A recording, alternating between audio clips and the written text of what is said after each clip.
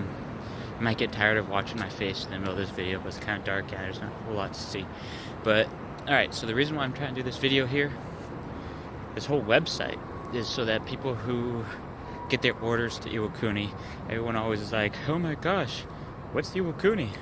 A lot of staff, NCOs, and other people in the Marine Corps, Navy, I don't care, we got Navy and Marines here, this is for you both, have no idea where it's at either. So, I'm sure you're going to do your research, you'll find out where it's at. Now the question is, what is it like out here? Now, I don't know, when I got my orders I was like that, what the heck is Iwakuni? So I started trying to search it.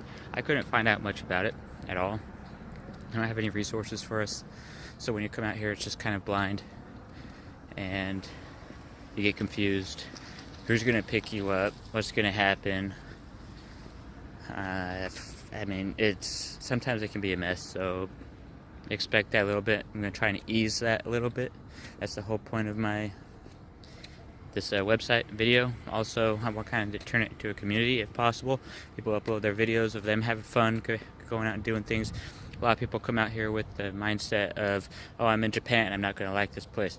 Don't be that way, please. Don't sit in your room. Don't sit there and play games. Don't get drunk every damn night and just sit around and do nothing. No, there's a lot to do off base. Shit. I go to Hiroshima close. I used to go every weekend. It hasn't been so much the past little while because I'm trying to save me some money. I'm going home in December, 2 months, and I want to save up some money because it can be kind of expensive if you go out as often as I did. Now let's see. We've got. All right, so I'm just going to right off the bat. Let's talk about this Liberty here. Liberty policy for E3s and below. And then I'll talk about a little bit on the E4s, E5s, and the staff and its officers. You already know what your Liberty policy is. This is mainly for the E3s and below, and up to E5s, but anybody can really use this resource to see what they're getting into. Hopefully no officers and stuff recognize me. Anyhow, so let's see. So Liberty policy. We've got Tier 1, Tier 2, Tier 3. It's divided up into 3 tiers. Tier 3 is what you're going to be when you first get here. You cannot leave base. They say you cannot drink on base as well, but I don't know if that's true. I don't know that at all. So Tier 3 is what you're going to be when you first get here.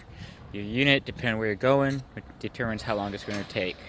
I'm with NWSS 171. You generally have to fill out and complete your check-in process to the unit and get your check-in sheet completed and submitted.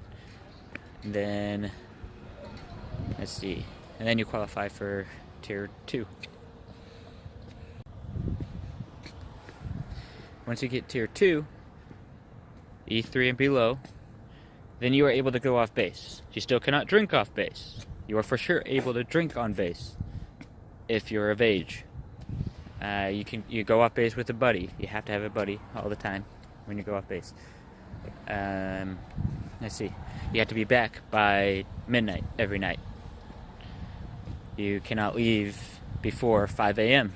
every morning. Other than that, those are pretty much about the differences between Tier 1 and Tier 2. You can leave base, you can drink on base. And then you can get Tier 1. Tier 1 is a little bit more difficult to get, depending on your unit. My unit, it takes a little while. I've been here for 10 months, I still have not gotten Tier 1. I had the package ready, I just need to send it in. I just haven't, because I've been busy. And then, let's see. Sorry, I keep throwing my phone down, so you're looking up my nose. None of that. Sure, I got a lot of hairs in there. Boogers, maybe. Alright, so you got Tier 1 now. We're on Tier 1. Tier 1, you're able to go off base.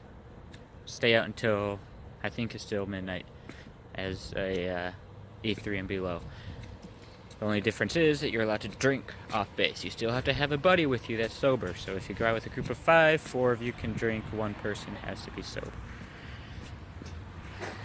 And you also qualify to apply for a special lib. You have to have a buddy, you apply for special lib, tell them where you're going, you can go off base for the weekend, not have to come back at all. You can stay in a hotel overnight. go see things that are a little bit too far away to see just one day, like Tokyo. Alright, and if you're the lucky E4 or E5, then you will be able to, if you get Tier 1, you're still going to be Tier 2, but when you get Tier 1, you'll still have to apply for it, just like everybody else. You will then be able to leave off base on your own. You won't have to have a buddy. No drinking on your own. If you want to drink, you have to have a buddy still. Okay, a quick thing that we really want to touch up on is phones, cell phones. I don't know if you thought about it, but wonder what is in store for you when you get here. Well, they have SoftBank. There's the cell phone place, Japanese phone number, all that fun stuff. Don't get it. Get Sprint before you come out here. I mean, T-Mobile is okay too. Issue is with T-Mobile is it's slow. 10-minute buffering on a 30-second YouTube video, let's say. Sprint, no buffering, nothing like that for the most part. So SoftBank, the one that I was talking to you about, don't get it, actually owns Sprint. Sprint has a better plan than SoftBank does, but it operates off of the SoftBank's towers at 4G. Full 4G. There we go. And then you'll be able to watch your YouTube videos and all that fun stuff. And it's cheaper. Unlimited data. SoftBank is not. Also, SoftBank likes to screw people over in their plans. Don't get it. Please, please, please instruct others that you see not to get SoftBank as well. If you have to, wait a little while. Order Sprint through the internet. And that's what I did. I got my phone last week because I was stupid and went for T-Mobile. The difference is insane in speeds and connection. I always had to put my phone on airplane mode and then turn it off in order to get a connection. Sometimes it wouldn't work. I had to just keep sitting there and doing it over and over and over again. Oh, I'm sitting here pacing back and forth. This video was kind of on the fly. I just felt like coming out and doing it like a little video because, alright, so the whole purpose of me doing this is that you know. So I need a little video. I know, you're getting tired of looking at my face. Here, let me change this up for you. Alright, so this is where I'm pacing back and forth between light post and light post. I don't know why, I just do. Alright, so these are the barracks of, I don't know, mainly the junior Marines. I don't know all about it. That one right there on the end is Kentai Inn as well. A bunch of Navy personnel stay in it. This right here is the barracks for 171. MWSS 171, if you don't get what I mean. And then that right there is also more Navy personnel and other Marines stationed and stuff. And then this is a view. I mean, you got your seawall. Then you got water, river, lights. It actually can be a really nice view if you come out here on a sunset or something. So yeah, this is kind of the backyard of 171. Smoke pit is right down there. Let's see. Yeah, so there's a smoke pit. Smoke pit has a lot of parties that go on there, especially on the weekends. People go out there, play music, they chill, they socialize. Okay, I'm gonna throw this out there.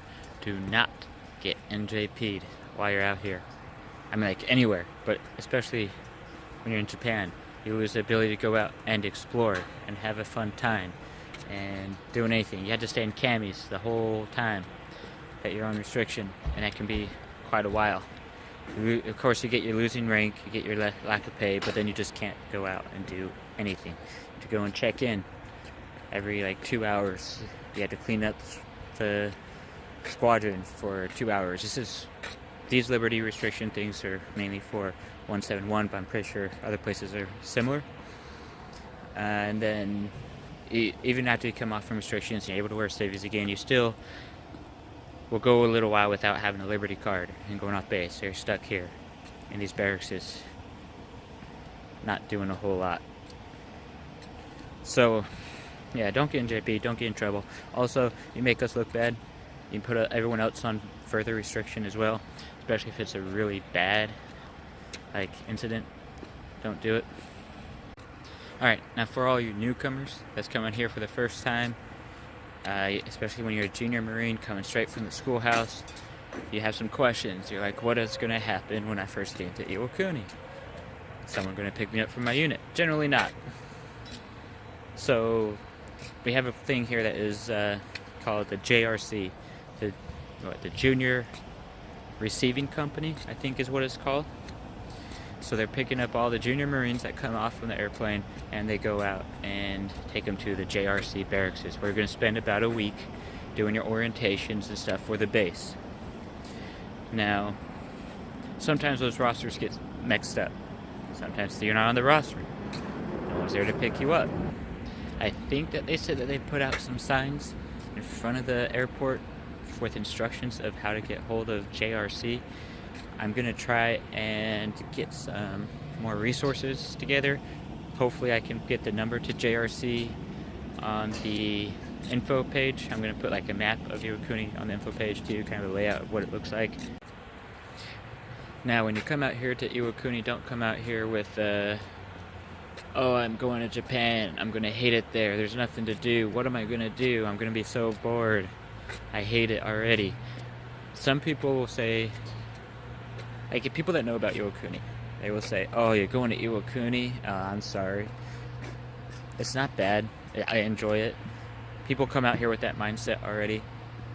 Just throw that out, because if you actually go out and have fun, like actually leave the base and try to have fun, you will. And you'll find it's not that difficult. There's a lot to do out here. I'm going to try and throw out videos. That's like the whole reason why I'm doing this. One, it gives me something to do. Two, it helps other people that's coming here, especially for the first time. You'll see what there is to do. And get out of your barracks, get out of your room. Don't sit there and vegetate. Don't sit there and play games all the time. Don't spend a crap ton of money on game systems, TVs, stuff like that as soon as you get here. That's what a lot of people do. A lot of people live month to month. Like paycheck to paycheck, I guess is what I should say. They live paycheck to paycheck. They're out of money by the time their next paycheck comes in, and they're like, oh, I can't go out and eat because I'm broke. So, I mean, yeah, just, you get more money while you're out here. I mean, it's not a lot, but it's a little bit more. So do whatever you can, walk out of here with some savings. So I know you're going to get a little bit tired of seeing my face, especially on this video here, because right here it's just my first video on the fly, like I said, and it's just for a basic information and rundown of what I'm trying to do here. Now, I thought I had a bunch of people that were going to help me out. That kind of fell through. So until I can find more people, then you're going to be seeing a lot of my face. Hopefully it doesn't get repetitive, it doesn't get boring or anything like that. It actually keeps coming out with new information, new things that I've done, and hopefully more people join. I'm hoping in the future I'm going to create like a link to where anybody can post videos of what they have done if they're willing. This could be a community type thing, like a Iwakuni social site. You can if things go the way that I would like and people actually participate, this right here will be a way to organize events, group outings, stuff like that, and then share it with people. So then people can see that not only is, let me keep my name away, not only am I having fun, but other people are out having fun as well. So please, I mean, help me make videos when you get out here. If you need to get a hold of somebody,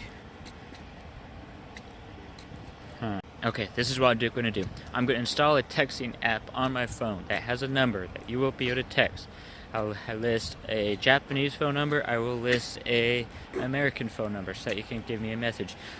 The sergeant that is over the JRC right now is actually a good guy. I like him. He's in my unit as well. He's just kind of did a temporary duty change, or TAD, temporary assignment of duty or something like that. So he's doing that right now. I'll be able to give them a call and let them know that you're coming, or that you're waiting to be picked up. We'll get you someone there soon. I'll leave that in the info page as well. I'll just leave those numbers there. So if you're in MWSS 171, that's the unit that I know the most about. I really don't know a whole lot about the other units. Yeah, we've got medical, we've got a bunch of Navy personnel, we got our guys, we got station, as far as I know, we're the only like deployable unit on the base. So if you're coming out here to MWSS 171, it's kind of nice. So the barracks, you got your barracks, you got 5-minute walk in one direction, you got the PX, you got the crossroads. 5-minute walk in the other direction, you've got work, and then you've got the gym. Right across the road, you got the medical, the hospital. So if you do something stupid, do it right in front of your barracks. So then we can just like walk you off over there, or tell you to walk yourself. That's better. So right now, like I was saying, this right here is just a single person's effort, my effort. The people that were going to help me out, they got other distractions right now, and so if you don't want to just keep seeing my face, message me, contact me, say I'm going out somewhere, I'll go with you, we'll go make a video, we'll go show other people what we can do. Have a good time.